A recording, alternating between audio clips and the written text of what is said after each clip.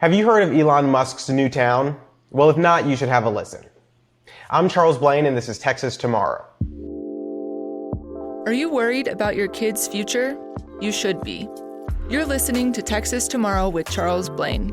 Join Charles as he talks about the people and issues that are affecting you and your family at the local level of government. The Wall Street Journal reported that Elon Musk is building a new town for his employees just outside of Austin. It's called Snailbrook, and it currently has some mobile home sites set up, a store, salon, pub, a community pool, and other amenities. And according to the reporting, he has up to 6,000 acres that he plans on developing. He wants to build and rent homes to his employees starting at $800 a month, which is far lower than the area's average rent of $1,400 a month. And if true, he's building a company town, or a new boom town even, something that Texas has seen done time and time again. A town with a steady supply of housing options for its workforce that it's bringing, and it operates as an enclosed ecosystem feeding off of each other.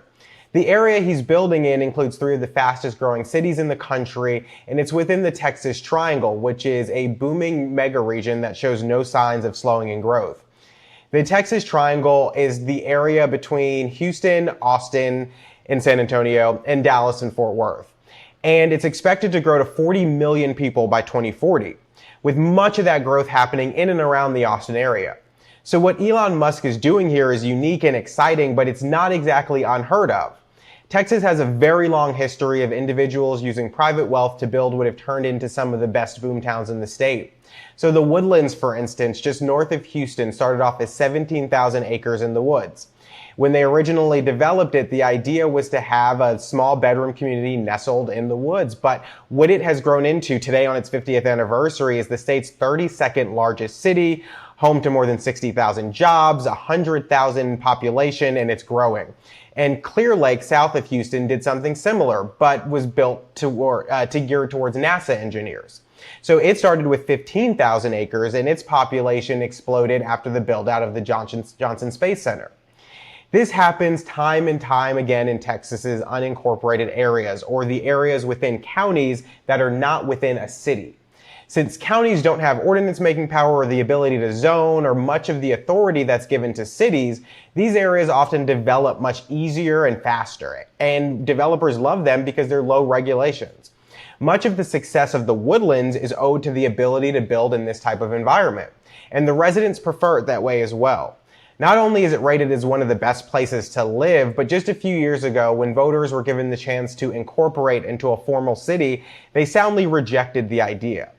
The reason was because with becoming a city came higher taxes, giving authority to a city council to set ordinances and other policies, and quite frankly, they would be fixing something that wasn't broken and that has been operating very well. Building in unincorporated areas allows market flexibility to respond to the demands much quicker than you can in a regular city. Rather than get caught up in municipal zoning laws or other municipal politics, those building in these areas can directly address needs faster. And that's often what we see in many of the unincorporated developments across this state. But that doesn't mean that there's nothing to be done as a citizen who lives there. Just because you're not in a city doesn't mean you don't need to remain engaged. Most of these areas still have special purpose districts or other entities that generally oversee the taxing of the jurisdiction, as well as some local policies, even if they still don't have the full authority that many cities have. And that's why you need to pay attention, because not only can they do the exact opposite of what promotes opportunities in these areas, but they could also try to do things like slip in incorporation on the ballot. And we continue to see some of the issues that we do see in our bigger cities move out if we start to see them incorporate in the same way.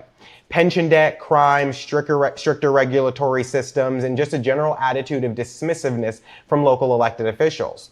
We're going to see more and more people move into these areas to avoid that, and that's why they need to hold on to what has let them be so successful today.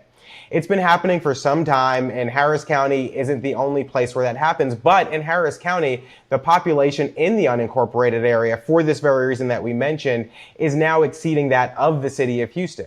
People have recognized that they don't like living under the auspices of municipal government and want to move into an area that allows them to pursue the life that they choose to have. So people are recognizing it and they're moving with their feet, but without paying attention to what's happening, they can easily allow those problems that they're running from to follow them. So I hope you took something away from this. And if you did, make sure you tell a friend, a family member, share it on Facebook, Twitter, Instagram, wherever you see fit. And make sure you tune in for next week's episode of Texas Tomorrow.